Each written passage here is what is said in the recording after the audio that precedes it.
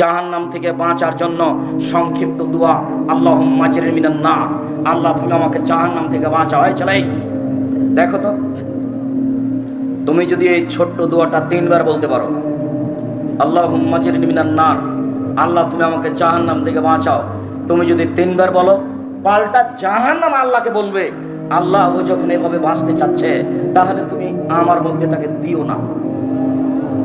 এটা জাহান্নাম পাল্টা বলবে। কাজে আপনি বলতে শিখুন। আর সালাম ফিরার পূর্বে আল্লাহুম্মা ইন্নী আউযু বিকা মিন আযাবি জাহান্নাম, এই দোয়া পাঠ করুন। 4টা কারণে কবরের শাস্তি হবে না।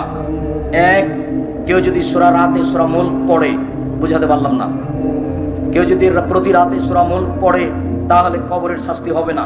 2, পেট ব্যথায় কেউ যদি মারা যায় তাহলে কবরের শাস্তি হবে না। 3, কেউ যদি জুমার দিনে মারা যায় তাহলে কবরের শাস্তি হবে না। 4, কেউ যদি শহীদ হয় তাহলে কবরের শাস্তি হবে না। 1, সূরা মুলক পড়লে রাতে কবরের শাস্তি হবে না। 2, পেট ব্যথায় মারা গেলে কবরের শাস্তি হবে না। 3, জুমার দিন মারা গেলে কবরের শাস্তি হবে না। 4, কেউ যদি শহীদ হয়ে যায় তাহলে কবরের শাস্তি হবে না। সম্মানিত দিনী ভাই, জাহান্নাম যত কঠিন, কবর তার চেয়ে কিছু কঠিন কম, কিয়ামত তার চেয়ে কিছু কঠিন কম। কবর যত কঠিন, কিয়ামত তার চেয়ে অনেক বেশি কঠিন। কিয়ামত যত কঠিন, জাহান্নাম তার চেয়ে অনেক অনেক অনেক বেশি কঠিন। কি দিয়ে বুঝাই আপনাকে আমি জাহান্নাম কত কঠিন? সম্মানিত দিনী ভাই বোন, একটু কবর। উসমান রাদিয়াল্লাহু তাআলা আনহু ওয়াকাফ আলা কবরিন, যখন আল্লাহর নবী উসমান রাদিয়াল্লাহু তাআলা কবরের পাশে দাঁড়াতেন, দাঁড়ানোর সাথে সাথে কাঁদতে লাগতেন। হাত্তা ইয়াবুল্লাহ লিহিয়াতাহু, চোখের পানি ঝরতে ঝরতে দাড়ি ভিজে যেত। কখন আপনার চোখের পানি বের হয়? রাতে একাই কান্নাকাটি করে দেখেছেন? গতদিন আপনাকে বললাম যে আল্লাহ নবী বলেছেন গাভীর পাড় থেকে বান থেকে দুধ বের করে ভিতরে ঢোকানো যায় না, যেমন আল্লাহর ভয়ে কাঁদে যে সে জাহান্নামে যাবে না তেমন। বুঝাতে পারিনি? আল্লাহ রাসূল বলছেন লা ইয়ালিজার রাজুলুন নারা বাকা মিন খাশিয়াতিল্লাহ হাত্তা ইয়ালিজাল লাবানু ফি দারে, গাভীর পাট কোলাম থেকে দুধ বের করে ভিতরে ঢোকানো যেমন অসম্ভব, আল্লাহর ভয়ে কাঁদে যে তার জাহান্নামে যাওয়া তেমনি অসম্ভব। কোন সময় কান্নাকাটি করার সময় আসে, নির্জনে আপনাকে আমি কান্নাকাটির জন্য কতদিন অনুরোধ জানিয়েছি। সবাই যখন ঘুমিয়ে যাবে, রাত 2টা 1টা 3টার সময় উঠে সুন্দর করে ওযু করে 2 রাকাত সালাত আদায় করে কান্নাকাটি করে নিজের প্রয়োজনের কথাটা আল্লাহকে বলবেন। তিনি সেই প্রথম আকাশে নেমে অপেক্ষামান আছেন যে আপনি বলবেন, অপেক্ষামান আছেন তিনি যে আপনি কিছু বলবেন, তাই তিনি বলতে থাকেন। রাত 2টা 1টার পরে সপ্তম আকাশ থেকে প্রথম আকাশে নেমে এসে বলেন মায়াতুনি ফাস্তাজিবা লাহু, কে আমাকে ডাকে আমি তার ডাকে সাড়া দিব। মায়াসুরিন ফাউতিয়াহু, কে আমার কাছে কিছু চাই, যে যা চায় আমি তাকে তাই দিয়ে দিব। মায়াস্তাগফিরুনি ফাগফির লাহু, কে আমার কাছে ক্ষমা ভিক্ষা চাই আমি তাকে ক্ষমা করে দিব। এভাবে চিৎকার করতে থাকেন। আবার বলেন আপনার আদম, হে আদমের ছেলে মেয়ে শোনো, মাতা হতনি ওরা যাওতানি, তুমি যেভাবে ডাকো আমি সেভাবে থাকি, তুমি যেভাবে আশা পোষণ করো আমি সেভাবে পূর্ণ করে থাকি। আদমের ছেলে মেয়ে শোনো, তুমি যেভাবে ডাকো আমি সেভাবে থাকি, তুমি যেভাবে আশা পোষণ করো আমি সেভাবে পূর্ণ করে থাকি। তুমি আমার কাছে ক্ষমা চাইলে আমি ক্ষমা করে দিই। আলা উবালি, আমি পরোয়া করি না তুমি কত বড় পাপী, আমি পরোয়া করি না তুমি কত বড় পাপী, আমি পরোয়া করি না তুমি কত বড় পাপী। তুমি যেভাবে ডাকো আমি সেভাবে থাকি, তুমি যেভাবে ডাকো আমি সেভাবে থাকি, তুমি যেভাবে আশা পোষণ করো আমি সেভাবে পূর্ণ করে থাকি। আল্লাহ এভাবে চিৎকার করে থাকেন আর বলতে থাকেন। আর তোমার স্বভাব এমন যে তুমি ল্যাংটা বেডি ছেলে মোবাইলে দেখতে দেখতে দেখতে দেখতে রাত 2টা 3টায় শুয়েছ, চক্ষু ঠান্ডা করে কলিজা ঠান্ডা করে নগ্ন মেয়ে দেখে জান্নাত কেনার চেষ্টা করো না। ভোর রাত্রে উঠে আল্লাহকে ডাকার হিসাব করো না। আল্লাহকে ডাকতে হলে রাত 10টায় ঘুমিয়ে যেতে হবে, এটাই ঠিক। তাহলে আল্লাহকে ডাকা সম্ভব হবে শেষ রাতে। রাতকে মূল্যায়ন করতে হবে, দাম দিতে হবে, তাহলে আপনি আমার উদ্দেশ্যে পৌঁছিতে পারবেন। যখনই উসমান রাদিয়াল্লাহু তাআলা আনহু কবরের পাশে দাঁড়াতেন তখনই কাঁদতে লাগতেন। কাঁদতে কাঁদতে 2 চোখের পানি একেবারে ঝরে দাড়ি ভিজে যেত। বলা হতো তাকে তাজকুল জান্নাত ওয়ান নার ফালা তাবকি তাবকি না আজা, আপনি জাহান্নামের কথা বলেন জান্নাতের কথা বলেন, তখন তো কাঁদেন না, কিন্তু যখনই আপনি কবরের পাশে দাঁড়ান তখন আপনি কাঁদেন কেন? এর কারণ কি?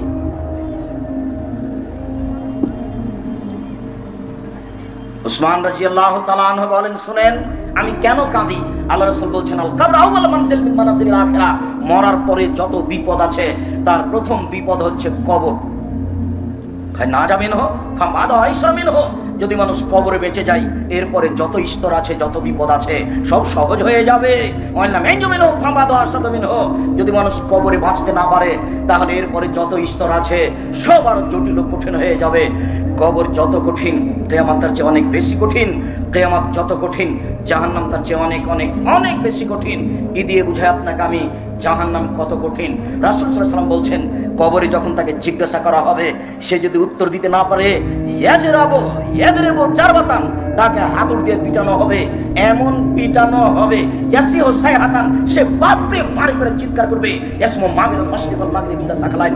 সারা পৃথিবীতে তো জীবজন্তু কীট পতঙ্গ পদার্থ জড় পদার্থ আছে, এখান থেকে ৫,০০০ কোটি কিলোমিটার দূরে যে বস্তু আছে সেই বস্তু শুনতে পাই এই কবরের চিৎকার, কিন্তু মানুষজন শুনতে পায় না। আমি আপনাকে কি দিয়ে বুঝাই সে কত জোরে চিৎকার করে? তার নাম কবর। কবর হলো বাসর রাতের সমান। ভালো মানুষের জন্য কবর হলো বাসর রাতের সমান।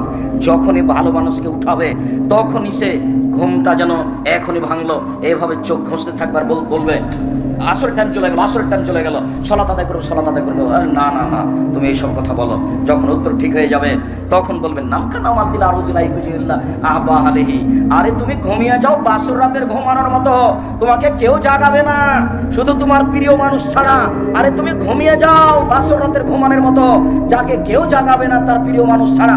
নামখানা আমার দিল আরো সে, তুমি ঘুমিয়ে যাও বাসর রাতের ঘুমানোর মতো, তোমাকে কেউ জাগাবে না নিজের মানুষ ছাড়া।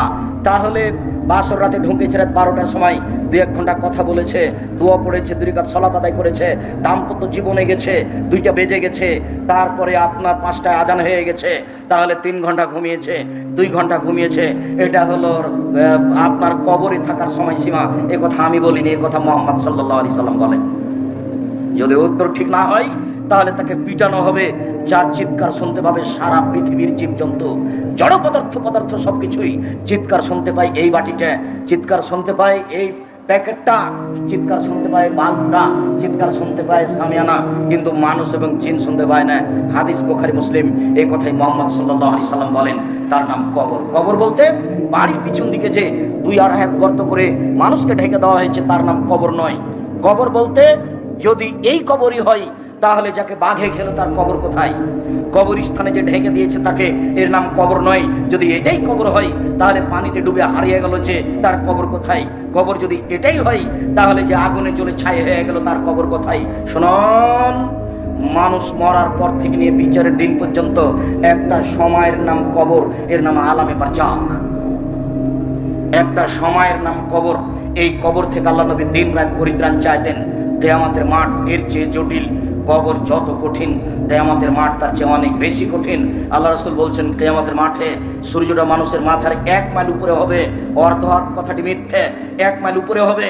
আর এই সূর্যের তাপে মানুষ ঘেমে যাবে, ঘাম এত বেশি হবে, মিনু মায়াকুন ইলা কাবাইহে, কারো কারো ঘাম হবে টাকনু পর্যন্ত, মিনু মায়াকুন ইলা রকবাতাইহে, কারো কারো ঘাম হবে হাঁটু পর্যন্ত, মিনু মায়াকুন ইলা তারকাতিহি, কারো কারো ঘাম হবে নাক পর্যন্ত, গলা পর্যন্ত। আবার কেউ কেউ সাঁতার দিবে শরীরের ঘামে।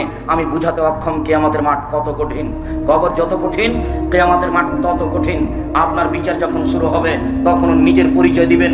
আইনাল জাব্বার আইনাল মুতাকাব্বির, স্বৈরাচারী স্বেচ্ছাচারী অহংকারী বদমেজাজের এক কথাই না মালিকুল আমলাক, আমি হচ্ছি রাজা ধীরাজ। কেউ কথা বলতে পারবে না, এরকম ক্ষমতা নিয়ে তিনি বিচার শুরু করবেন। কারো কথা বলার কোনো ক্ষমতা থাকবে না। সম্মানিত দিনী ভাই বোন, এরপরে হচ্ছে জাহান্নাম। মহান আল্লাহ বলেন ফাম্মা মান খাফফাত মাওয়াজিনু ফাউম্মুহু হাবিয়া, বিচারের মাঠে যার নেকির পাল্লা হালকা হয়ে যাবে তার থাকার জায়গা হবে অতীব গভীর গহ্বর হাবিয়া। ওমাদরাকা মাহিয়া, মুহাম্মদ সাল্লাল্লাহু আলাইহি সাল্লাম আপনি বলতে পারেন হাবিয়া জাহান্নামটি কি? আপনার কি তার পরিচয় জানা আছে? আমি বলি তা হচ্ছে নারুন হামিয়া, জ্বলন্ত উত্তপ্ত আগুন। জাহান্নাম বলতে একটা আগুনের টুকরা, জাহান্নাম বলতে একটা আগুনের খণ্ড। এই ছেলে, কোনো বাচ্চা ছেলে যদি আপনার পাশ থেকে উঠে তাকে ঠেকানোর চেষ্টা করবেন। আমরা খুব তাড়াতাড়ি আলোচনা শেষ করে দেব আপনার ক্লান্তির পূর্বে ইনশাআল্লাহ। আমরা তো আর আব্দুল্লাহ বিন ফজর রাহিমাহুল্লাহ নই যে বক্তব্য দিতে দিতে একেবারে ফজর হয়ে যাবে। অত আমাদের কোরআন হাদিসও জানা নেই, অত আমরা বলতেও পারি না।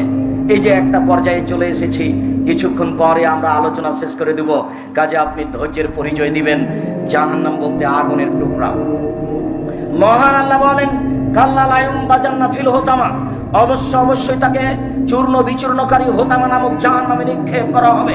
আমাদরা কামাল হোতামা, মুহাম্মদ সাল্লাল্লাহু আলাইহি ওয়াসাল্লাম আপনি বলতে পারেন চূর্ণ বিচূর্ণকারী হোতা নামক জাহান্নামটি কি? আপনার কি তার পরিচয় জানা আছে? আমি বলি নারুল্লাহিল মুখাদা, তা হচ্ছে জ্বলন্ত উত্তপ্ত আগুন। এখন আল্লাহ বলছেন জাহান্নাম বলতে একটা আগুনের টুকরা।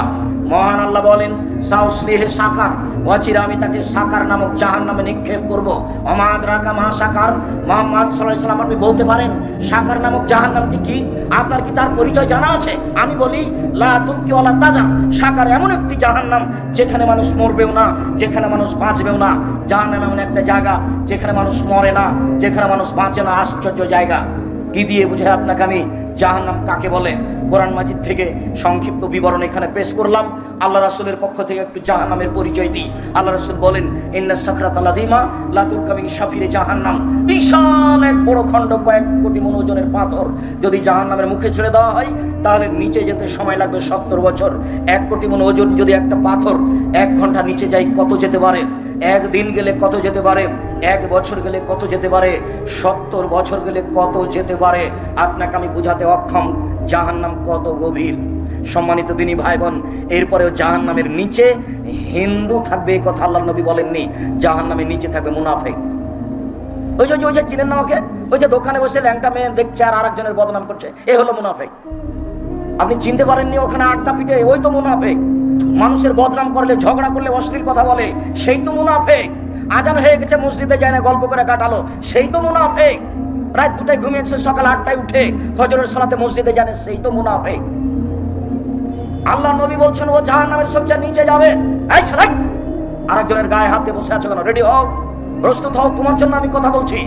উপস্থিত বৈঠকের মুসলিম বোন, আপনার একটা ইতস্তবোধ থাকা দরকার।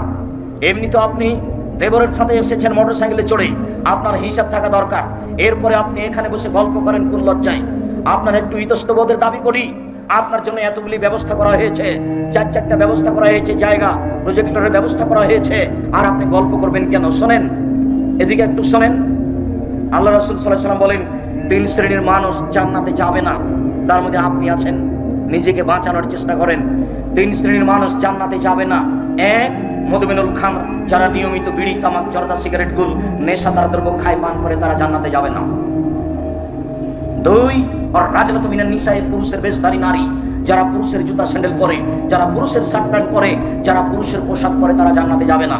3, দায়ুসাল্লাজি কুরফি আলাল খাবাসা, যে তার বাড়িতে বেহায়াই সুযোগ দিয়েছে, সে জান্নাতে যাবে না। যার মেয়ে, যার স্ত্রী নগ্ন পোশাকে চলে, সেই জান্নাতে যাবে না। আপনাকে আমি বড় পোশাক পরার জন্য অনুরোধ জানিয়েছি।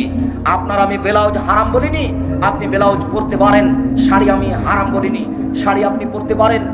আমি পরামর্শ দিয়েছি সালোয়ার কামিজ মেক্সি চাদর পরেন, লম্বা হাতের জামা পরেন, কবজি পর্যন্ত জামা হবে এইটা পরেন। ব্লাউজ আপনি বাড়িতে পরতে পারেন। যেখানে আপনার দেবর ভাসুর নেই সেখানে আপনি ছোট ব্লাউজ পরেন, আরো কিছু পরেন, সেটা আপনার ব্যাপার। কিন্তু যেখানে আপনার দেবর ভাসুর আছে সেখানে আপনি ছোট হাতের ব্লাউজ পরতে পারেন না, এটা হারাম। আল্লাহর নবীর নীতিকে মেনে চলার চেষ্টা করেন, জান্নাত হবে। মানুষের ক্ষতি করে জান্নাত কেনার চেষ্টা করিয়েন না। আপনার জন্য জান্নাত একেবারেই সহজ, আপনার জন্য জান্নাত একেবারেই সহজ, আপনার জন্য জান্নাত একেবারেই সহজ। আল্লাহ নবী বলছেন পৃথিবীর নারী শোনো, তোমরা 4টা জিনিস করতে পারলে জান্নাতের সব দরজা খোলা। পৃথিবীর মহিলা তোমরা শুনে রেখো, 4টা জিনিস করতে পারলে তোমাদের জান্নাতের সব দরজা খোলা। 1, সালাত খামসাহা, 5 ওয়াক্ত নামাজ সালাত। 2, সমাত সাহারাহা, রমজান মাসের সিয়াম রোজা। 3, আতাত বালাহা, স্বামীকে মেনে চলা, দিতে লাগলেও, মিঠা লাগলেও, খারাপ লাগলেও, ভালো লাগলেও স্বামীকে মেনে চলতে হবে। 4, আহসানাত ফারজাহা, জেনায় লিপ্ত হলো না, জেনায় লিপ্ত না হওয়া। এই 4টা কাজ আছে যার, জান্নাত আছে তার। এই 4টা কাজ আছে যেই মহিলার, জান্নাত আছে তার। 3 নম্বর কথা, আপনার স্বামীর মুখ খারাপ এ কথাই ঠিক, এরপরে মেনে চলতে হবে। আপনার স্বামীর আচরণ খারাপ এ কথাই ঠিক, এরপরে তাকে মেনে চলতে হবে। আপনি তার সাথে থাকবেন, সপ্তাহ সপ্তাহ, মাস মাস কথা বলবেন না, ফলাফল জাহান্নাম হবে। এই সংসারের প্রয়োজন নেই, আপনি তাকেই মেনে চলুন। আমি আপনার দিনী ভাই, আমি পরামর্শ দিচ্ছি, একে বাদ দিয়ে অন্য জায়গায় কোনো সংসার করলে সেটা এর চেয়ে খারাপ হতে পারে।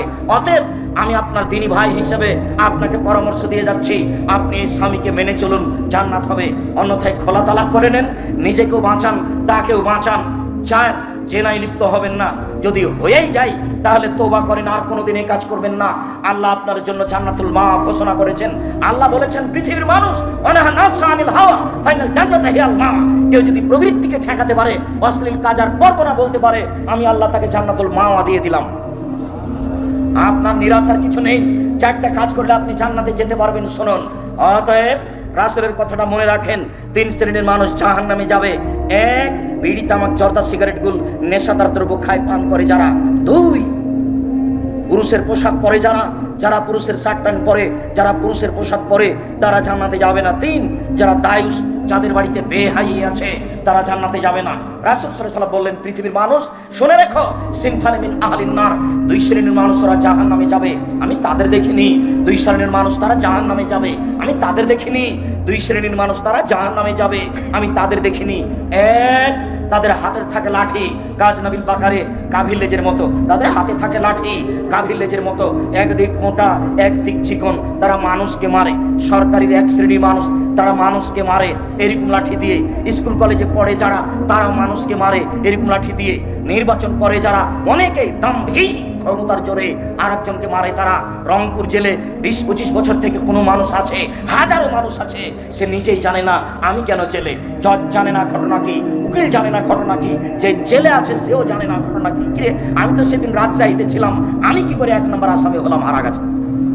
অবাক কথা, তারও জানা নাই ঘটনা কি। ও এখন জেলে আছে 20 বছর থেকে, সে নাকি 1 নম্বর আসামি। অবাক কথা। এর নামে জুলুম, এর নামে অত্যাচার। জুলুমবাজি করে, অত্যাচারী করে কোনো মানুষ সফলতা আনতে পারে না, তার জাহান্নাম সুনিশ্চিত, তার বিচার হবে পরে। শুনুন, বিচারের মাঠ হচ্ছে ভালো মানুষের জন্য 1 ওয়াক্ত সালাতের সময় সীমা 5 মিনিট, 7 মিনিট, 10 মিনিট। একজন ভালো মানুষের বিচার হবে 5 থেকে 7 থেকে 10 মিনিট। আর যদি আপনি জালেম হন, তাহলে আপনার বিচার যদি দেরি হয়ে যায়, একদিন সমান হবে 50,000 বছর। 500 বছর যদি দেরি হয়, তাহলে কতদিন দেরি হবে তা আমি বুঝাতে অক্ষম। যদি 3 দিন লেট হয়, তাহলে আপনার বিচার হতে দেরি হবে 1.5 লক্ষ বছর। বিচার আল্লাহ করবেন। আজ থেকে আপনি সংশোধন হয়ে যান। মানুষের মতো, মাটির মানুষে বসবাস করেন, মুখখান নিচু করে, দাম্ভিকতা না দেখিয়ে। মাটির মানুষ মাটির মতো বসবাস করেন। যার সাথে মারামারি হয়েছে তার হাত ধরে আজকেই ক্ষমা নেন, আর এরকমভাবে একদিন কাটাতে হবে না। বড় ভাইরা হাত ধরে ক্ষমা নেন, গ্রামের ওই লোকের হাত ধরে ক্ষমা নেন। 24 ঘন্টায় একেবারে ওই উঁটের মতো হয়ে যান। আল্লাহ রাসূল বলছেন মুমিন হবে ওই উঁটের মতো, যে উঁটের লাগাম নাকে দেওয়া আছে, এইভাবে টানলে ওই দিকে যায়, বসতে বললে বসে যায়। এই উঁটটা যেমন, যার নাকে লাগাম আছে, যেই দিকে টানে সেই দিকে যায়। মুমিন হয়ে যাবে ওই রকম, যেই দিকে নবী বলেন সেই দিকে যায়। দাম্ভিক হয়ে থাকে না, দোকানে বসে আড্ডা পিটে না। 4টা জিনিস পালন করলে ভালো হবে। 1, 5 ওয়াক্ত নামাজ। 2, হালাল রুচি। 3, কোরআন মাজিদ তেলাওয়াত, বেশি না পারলেও সূরা ইখলাস। কোরআন মাজিদ আপনাকে পড়তেই হবে 24 ঘন্টায়। না পারলে সূরা ইখলাস 3 বার, 3 বার পড়লে 1 বার কোরআন মাজিদ সমান নেকি হবে। 1 মিনিটে 1 বার কোরআন মাজিদ, 1 মিনিটে 1 বার কোরআন মাজিদ। আরে অভাব নাই, আপনি নেকি লুটে নেন না। এই কথা মুহাম্মদ সাল্লাল্লাহু আলাইহি ওয়াসাল্লাম বলছেন। আপনি বসে থাকেন কেন? 1 মিনিটে 1 বার কোরআন মাজিদ মানে সূরা ইখলাস 3 বার পারলে 1 বার কোরআন মাজিদ পড়ার সমান নেকি হয়। এই কথা আমি বলিনি, এই কথা মুহাম্মদ সাল্লাল্লাহু আলাইহি ওয়াসাল্লাম বলেন। অতএব নেকি লুটে নেন, কোরআন মাজিদ পড়ে। 4, 2 জন যেখানে বসে আছে সেখানে বসবেন না, এটা অনুরোধ। 2 জন যেখানে বসে আছে সেখানে বসবেন না। কেন? ওখানে একটা কথা হচ্ছিল, ও খুবই খারাপ। তখন আপনি বললেন হ্যাঁ ঠিকই বলেছিস, আসলেই খারাপ। এবার আপনি তাহাজ্জুদ পড়ে জান্নাত যান দেখি। ওয়াজিবাতিন নার বিশাওয়াত, মনের ইচ্ছা দ্বারা জাহান্নাম ঘেরা আছে।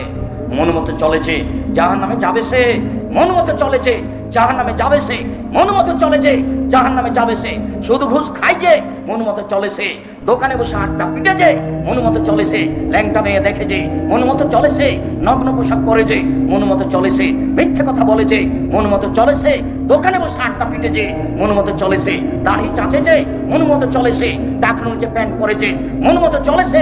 অহেতুক কথা বলে যে, মন মতো চলেছে। নামাজ পড়ে না যে, মন মতো চলেছে। মানুষের ক্ষতি করে যে, মন মতো চলেছে। মানুষের প্রতি অন্যায় করে যে, মন মতো চলেছে। জোর করে জমি দখল করে যে, দলীয় দাপটে মন মতো চলেছে। মন মতো চলে যে জাহান্নামে যাবে সে। আমি বলিনি, মুহাম্মদ সাল্লাল্লাহু আলাইহি ওয়াসাল্লাম বলেছেন ওয়াজিবাতিন নার বিশাওয়াত, মনের ইচ্ছা দ্বারা জাহান্নাম ঘেরা আছে। মন মতো চলে যে জাহান্নামে যাবে সে। ওয়াজিবাতি জান্নাতিল মাকারিহ, নিয়ম নীতি কষ্ট ক্লেশ সত্য কথা তাহাজ্জুদ ত্যাগ তিতিক্ষা দিয়ে জান্নাত ঘেরা আছে। হাদিস বুখারী মুসলিম। জান্নাত সহজ নয়, নিয়ম নীতি দ্বারা ঘেরা আছে। মনের ইচ্ছা দ্বারা জাহান্নাম ঘেরা আছে। রাসূল সাল্লাল্লাহু আলাইহি সাল্লাম বলেন, পৃথিবীর মানুষ শুনে রেখো, ইন্না গিলজা জিলদাহু ইসনানি ওয়া আরবাইনা জিরা, একজন জাহান্নামীর গায়ের চামড়া 42 হাত মোটা। রাসূল সাল্লাল্লাহু আলাইহি সাল্লাম বলেন, না ফাকাজু মিসলা বাইদা, একজন জাহান্নামীর উরু রান 39 কিলোমিটার লম্বা বাইজা পাহাড়ের সমান। আইনা জিরসাহু মিসলু উহুদিন, একজন জাহান্নামীর দাঁত উহুদ পাহাড়ের সমান। উহুদ পাহাড় 4 কিলোমিটার প্রশস্ত, 8 কিলোমিটার লম্বা, নিচে কত আছে তা মানুষ জানে না। আল্লাহ রাসূল বলছেন, একজন জাহান্নামীর এই কাঁধের পরিধি ডান দিক থেকে বাম দিক পর্যন্ত 3 দিন 3 রাতের পথ। মুহাম্মদ সাল্লাল্লাহু আলাইহি ওয়াসাল্লাম বলেন, একজন জাহান্নামীর বসার জায়গা বাইনা মক্কা আল মদিনা, মক্কা থেকে মদিনা 450 কিলোমিটার। একজন জাহান্নামীর বসার জায়গা যদি 450 কিলোমিটার হয়, প্রতি হাজারে যদি 999 জন লোক জাহান্নামে যায়, তাহলে পৃথিবীর শুরু থেকে নিয়ে কিয়ামত পর্যন্ত যত মানুষ এসেছে, যত মানুষ আছে, যত মানুষ আসবে, সবার যদি 999 জন লোক জাহান্নামে যায়, আর একজনের বসার জায়গা যদি 450 কিলোমিটার হয়, তাহলে জাহান্নাম কত বড়। বিচারের মাঠে থাকবে জাহান্নাম, বিচারের মাঠে থাকবে জান্নাত, বিচারের মাঠে থাকবেন ফেরেশতা, বিচারের মাঠে থাকবেন আল্লাহ, বিচারের মাঠে থাকবে জিন, বিচারের মাঠে থাকবে মানুষ, বিচারের মাঠে থাকবে পশু প্রাণী। কি দিয়ে বুঝায় আপনাকে আমি বিচারের মাঠ কত বড়। জাহান্নামকে টেনে বিচারের মাঠে নিয়ে যাওয়া হবে, টেনে হেঁচড়ে। আল্লাহ সাবুন আলফা জামাম, জাহান্নামের গায়ে 70,000 লোহার রশি থাকবে, প্রত্যেকটা রশিতে 70,000 ফেরেশতা থাকবেন। একজন ফেরেশতার এত ক্ষমতা, এই